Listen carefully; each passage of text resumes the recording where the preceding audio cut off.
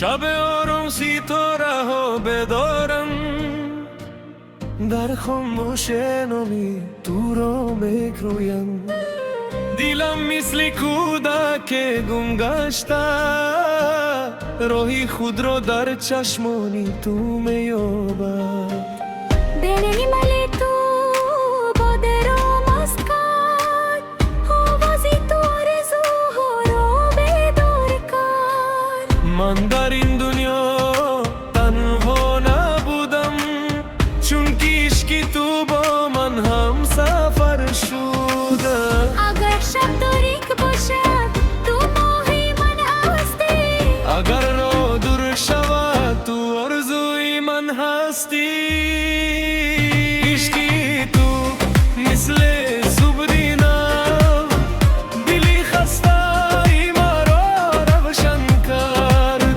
عشقی تو مثل سرودی آرام، جانم را به آسمان برد. به تو نفسم نپر است، با تو دنیا من ندارم. عشقی تو تنها، عشقی تو قسمتی دیلم شد.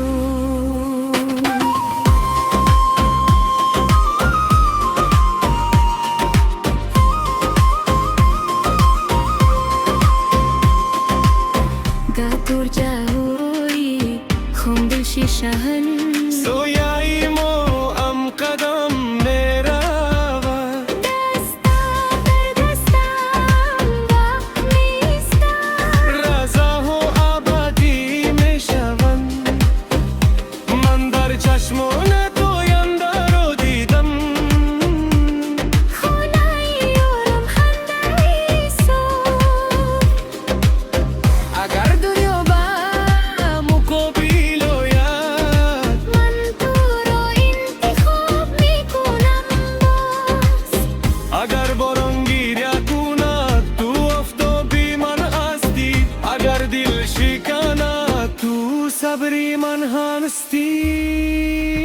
عشقی تو مثل صبح دینا، دلی خسته ای مرا روشن کرد. عشقی تو مثل سرودی آرام، جانم را به آسمان برد. به تو نفسم نپر است، با تو دنیا من ندارم. عشقی تو تنها، عشقی تو قسمتی دیلم شد. بگذار سالها گذرند، موی ها سفید شوند. من همان تنور تو را دوست می‌دارم، مثل روزی اول آرام آرام. قسم به شب‌های پر از دعا، قسم به عشقی شادی، نامی تو در دلم میماند. تا آخری زندگی.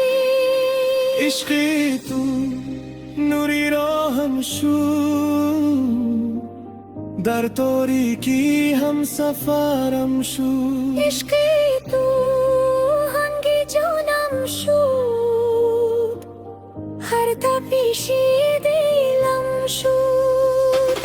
به تو دنیا خالی است، با تو زندگی سرود است. عشقی تو تنها، عشقی تو ابدی من است. اگر یک روز خاموش شوم، این سرود مرا یاد میکند. نامی تو را باد خواهد بود. عشقی ما زنده